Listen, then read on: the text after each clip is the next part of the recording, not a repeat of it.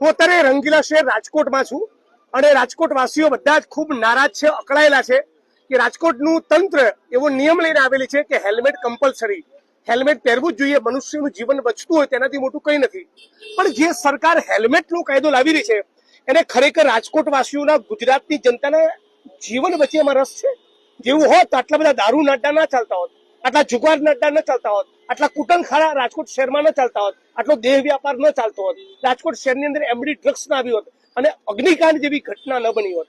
આ સરકારને મનુષ્યના જીવન બચાવવામાં રસ હોત તો ડીસાની ફેક્ટરીમાં આગ ન લાગી હોત અને હમણાં વડોદરા શહેરમાં બ્રિજ કોલેપ્સ થવાના કારણે, બ્રિજ તૂટવાના કારણે 20 થી વધારે નાગરિકોનું જીવન હુમાયા ન થયું હોત. એટલે બેસિકલી હેલ્મેટની કંપનીઓ જે હેલ્મેટનું મેન્યુફેક્ચરિંગ કરી છે એની ઘણીવાર સાંઠગાંઠ કેટલાક તંત્રના માણસો સાથે હોય છે. એમને રીઝવવા, એમનો ફાયદો કરાવવા, એમને ગજવા ભરવા માટે લોકોને પરેશાન કરવામાં આવતા હોય છે. અને રાજકોટ વાસીઓનું ખાસ એવું કેવું છે કે હેલ્મેટ અમને પહેરાવો, નો પ્રોબ્લેમ, અમે પહેરીશું, પણ એ પ્રમાણેના રોડ રસ્તા તો આપો. ચારેકોર રાજકોટ શહેરમાં ભૂવા, ચારેકોર ખાડા, ભ્રષ્ટાચારના કારણે, ભારતીય જનતા પાર્ટીના ભ્રષ્ટાચારના પાપના કારણે આખું રાજકોટ શહેર બરબાદ થઈ ગયું. રાજકોટ જેતપુર હાઈવેની પરિસ્થિતિ કંગાળ છે, બિસ્માર છે. એટલે જેમ લોકોએ કહેલું કે રોડ નહીં તો ટોલ નહીં, એમ રાજકોટ વાસીઓનું આ મુદ્દે પણ કેવું છે કે રોડ નહીં, ખાડા ભૂવા નહીં પુરાય તો લોકોની હેલ્મેટ પહેરવાની તૈયારી નથી. એટલે રાજકોટના તંત્રે અને સરકારે ગંભીરતાપૂર્વક વિચાર કરવો જોઈએ.